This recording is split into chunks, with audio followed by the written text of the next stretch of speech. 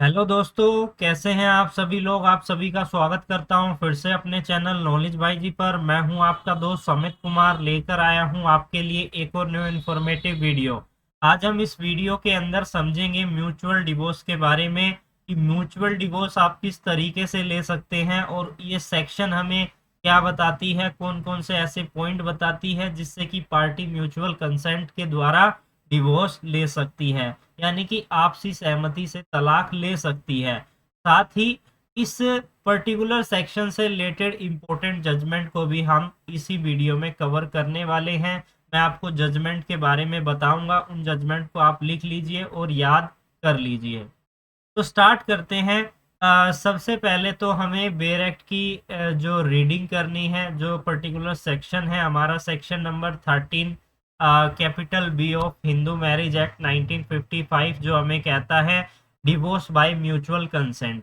जैसा कि आपको स्क्रीन पर दिख रहा है, मैंने बेयर एक्ट पहले ही ओपन कर दिया है और जो सेक्शन हमें पढ़नी है उसको भी मैंने हाईलाइट कर दिया है येलो और ग्रीन से, ताकि आपको चीजें समझ में आए कौन से ऐसे इंपॉर्टेंट पॉइंट है जो इस पर्टिकुलर सेक्शन में आपके लिए जानना बहुत ही जरूरी है, उसको तो आपको भूलना ही नहीं है।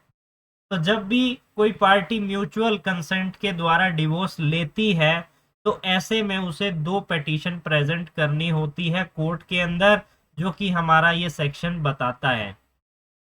पहली पिटीशन कब प्रेजेंट करनी होती है, दूसरी पिटीशन कब प्रेजेंट करनी होती है, ये हमें पता होना चाहिए। किस ग्राउंड पर यहाँ पर पिटीशन प्रेजेंट की जाती है ये हमें पता होना चाहिए, जो कि यहाँ पर इस सेक्शन में लिखा है। तो इस सेक्शन के सबसेक्शन 1 को पहले मैं रीड करता हूँ, फिर मैं आपको समझाऊंगा कि कब पहली पिटीशन प्रेजेंट की जाएगी और उसके अंदर क्या ग्राउंड होंगे, और कब सेकंड पिटीशन प्रेजेंट की जाएंगी और उसके अंदर क्या क्या चीजें इंपॉर्टेंट है।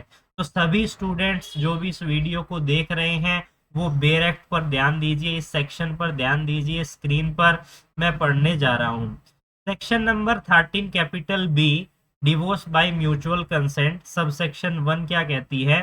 Subject to the provision of this act, a petition for the dissolution of marriage by a degree of divorce may be present to the district court by both of the party।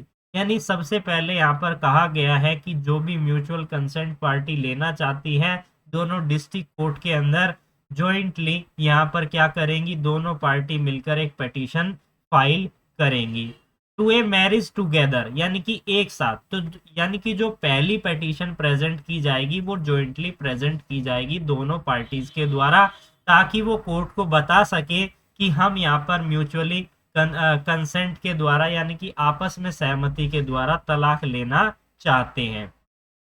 Whether such marriage was solemnized before or after the commencement of this of Marriage Law Amendment Act 1976 on the ground that they have been living separately for the period of 1 year or more। अब यहाँ पर इस particular mutual divorce के essential ingredient यहाँ पर important है और वो यहाँ पर लिखे हुए हैं। सबसे पहले जो पिटीशन प्रेजेंट की जाएगी वो प्रेजेंट की जाएगी 1 साल या 1 साल से ज्यादा पार्टी सेपरेटली रह रही हैं। अब यहाँ पर ये सेपरेशन एक्चुअल भी हो सकता है और कंस्ट्रक्टिव भी हो सकता है। एक्चुअल और कंस्ट्रक्टिव का क्या मतलब है, इसको समझ लेते हैं। एक्चुअल सेपरेशन मतलब कि पार्टी का दोनों का घर अलग अलग है, दोनों एक दूसरे से काफी दूर रह रहे हैं, अलग अलग घर में रह रहे हैं, यानी कि हस्बैंड अपने घर पर रह रहा है, जो वाइफ है वो अपने पेरेंट के घर पर रह रही है। इस तरीके से दोनों अलग अलग रह रहे हैं, उनका आपस में कोई भी यहाँ पर रिलेशन नहीं हो रहा है, ना कोई कोहैबिटेशन हो रहा है, ना कोई बातचीत हो रही है, ना किसी तरीके से घर के कोई काम में वो एक दूसरे का साथ दे रहे हैं। और बात करते हैं कंस्ट्रक्टिव कंस्ट्रक्टिव सेपरेशन के बारे में। तो कंस्ट्रक्टिव सेपरेशन वो होता है जब पार्टी एक ही छत के नीचे रहते हैं, यानी कि एक ही घर में रह रहे हैं, लेकिन वो अपनी ड्यूटीज को फॉलो नहीं कर रहे हैं। As an husband and wife जो उनकी ड्यूटी होती है वो उनको फॉलो नहीं कर रहे हैं, तो उसे हम कंस्ट्रक्टिवली सेपरेशन कहते हैं। अब सबसे पहली पिटीशन कब आई? सबसे पहली पिटीशन आई 1 साल और उससे ज्यादा का समय हो चुका है और दोनों सेपरेटली रह रहे हैं। तो सबसे पहला इंग्रेडिएंट क्या हो गया? अगर आप म्यूचुअल डिवोर्स लेना चाहते हैं या आप जो है living separately for a period of 1 year और मोर। यहाँ पर दूसरी इंपॉर्टेंट चीज क्या आ जाती है? That they have not been able to live together.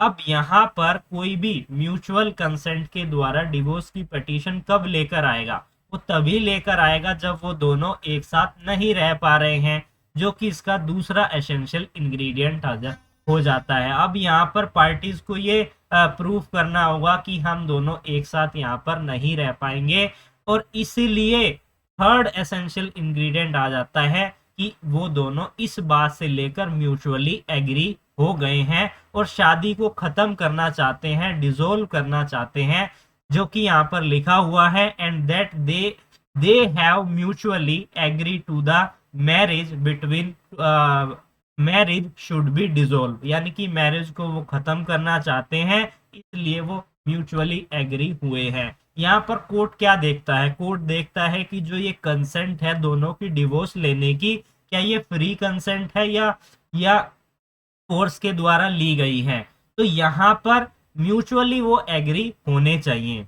अब बात करते हैं, पहली पिटीशन तो आपने यहाँ पर प्रेजेंट कर दी। कब पिटीशन प्रेजेंट कर दी? जब 1 साल या 1 साल से ज्यादा के लिए दोनों पार्टी अलग रह रही हैं। अब बात करते हैं दूसरी पिटीशन कब प्रेजेंट की जाती है, उसके बारे में सब सेक्शन 2 में लिखा गया है। तो दूसरी पिटीशन कब प्रेजेंट की जाएगी, इससे पहले हमें इस सब सेक्शन 2 को पढ़ लेना है। अब क्या कहता है? On the motion of the both of the party made not earlier than 6 months after the date of the presentation of first presentation of the petition, यानी कि जिस डेट पर उन्होंने पहली पिटीशन प्रेजेंट की थी उसके 6 महीने के बाद ही दूसरी पिटीशन जो है कोर्ट में प्रेजेंट की जाएगी। यानी कि अब सेकंड पिटीशन कब आएगी? एक तो पहली पिटीशन तब आई जब 1 साल या 1 साल से ज्यादा हो गया पार्टी को, वो दोनों अलग रह रहे हैं, वो दोनों एक साथ नहीं रह पा रहे हैं, दोनों आपस में सहमत है अपनी शादी को डिसोल्व करने के लिए, अपनी शादी को खत्म करने के लिए। अब दूसरी पिटीशन आती है कब? जब पहली पिटीशन प्रेजेंट की गई जिस डेट को, उस डेट से कम 6 महीने का समय के बाद ही यहाँ पर पिटीशन प्रेजेंट की जाएगी, जो हमारा बेयर एक्ट की रीडिंग हमें कह रही है। लेकिन केसेस में ये चीजें डिफरेंट हो जाती है, वो भी मैं आपको बताऊंगा कि केसेस में क्या कहा गया है। सबसे पहले इस पर्टिकुलर सबसेक्शन को समझिए, यानी कि दूसरी पिटीशन 6 महीने के बाद प्रेजेंट की जाएगी और refer to in subsection 1 and not later than 18 months after the said date, लेकिन 18 महीने के बाद प्रेजेंट नहीं की जाएगी, ये भी जरूरी है। यानी कि पहली पिटीशन 1 साल उससे ज्यादा के लिए पार्टी सेपरेट हो रही है, वो पहली एक जॉइंट पिटीशन लेकर आए, कोर्ट में प्रेजेंट की। अब 6 महीने बाद वो सेकंड पिटीशन प्रेजेंट करेंगे जिसमें वो ये कहेंगे कि इसको, ये जो मोशन है इसको आगे प्रोसीड किया जाए, यानी कि डिवोर्स हमें ग्रांट किया जाए। 6 महीने कम से कम समय यहाँ पर इस पर्टिकुलर सेक्शन में लिखा गया है और मैक्सिमम समय 18 महीने लिखा गया है। 18 महीने के बाद अगर आप पिटीशन लेकर आते हैं तो यहाँ पर एडमिसेबल नहीं होगी, क्योंकि ये इस पर्टिकुलर सेक्शन का वोलेशन कर रही है और ये जो है अप्लीकेबल नहीं होगा, यहाँ पर टाइम बार्ड हो जाएगा। If the petition is not withdraw in the mean time, the court shall on being satisfy after hear the party and after make such inquiry as it think fit that a marriage has been solemnized and that averment in the petition are true and pass the dissolution of marriage। अब यहाँ पर 6 महीने के बाद second petition यहाँ पर डाल दी गई है पार्टीज के द्वारा।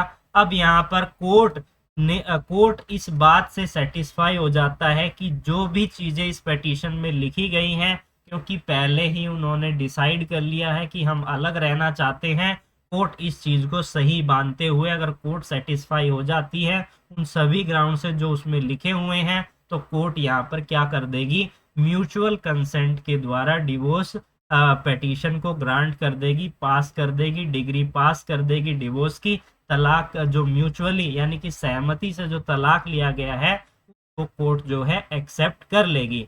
And declare the marriage to be dissolve with the effect of the date of the decree, decree की डेट से उसको इफेक्ट में लाया जाएगा। अब यहाँ पर आपको समझने के लिए दो चीजें यहाँ पर बहुत ही ज्यादा जरूरी है। सबसे पहली चीज क्या है कि कोर्ट को सेटिस्फाई करना होगा जब भी डिवोर्स पिटीशन फाइल की जाती है, म्यूचुअल डिवोर्स पिटीशन, कि वो पिटीशन जो है प्रेजेंट की गई है by mutually agree both the parties, और दूसरी चीज है कि उनकी यहाँ पर फ्री कंसेंट है। अब यहाँ पर एक चीज और समझ लीजिए कि कब आपकी पिटीशन जो है डिसमिस की जा सकती है। सबसे पहली चीज है कि आपने पहली पिटीशन फाइल कर दी, 1 साल या उससे ज्यादा का समय हो गया है, पार्टी अलग रह रही हैं और आपने पहली पिटीशन कोर्ट में प्रेजेंट कर दी। अब उसके बाद कोई दूसरी पिटीशन प्रेजेंट ही नहीं करी, तो ऐसे में पिटीशन जो म्यूचुअली डिवोर्स पिटीशन है उसे कोर्ट के द्वारा डिसमिस किया जा सकता है। जो समय सीमा यहाँ पर दी गई है 6 महीने के अंदर लेकर आनी है सेकंड पिटीशन, और 18 महीने के बाद जो है कोई भी सेकंड पिटीशन यहाँ पर नहीं आएगी। अगर आप नहीं लेकर आते हैं तो यहाँ पर मैरिज जो वो डिवोर्स पिटीशन है उसे डिसमिस कर दिया जाएगा। दूसरा यहाँ पर क्या है कि अगर पार्टी विड्रॉ कर लेती है अपने म्यूचुअल कंसेंट की जो डिवोर्स पिटीशन प्रेजेंट की गई है, तो ऐसे में भी उसे डिसमिस किया जा सकता है।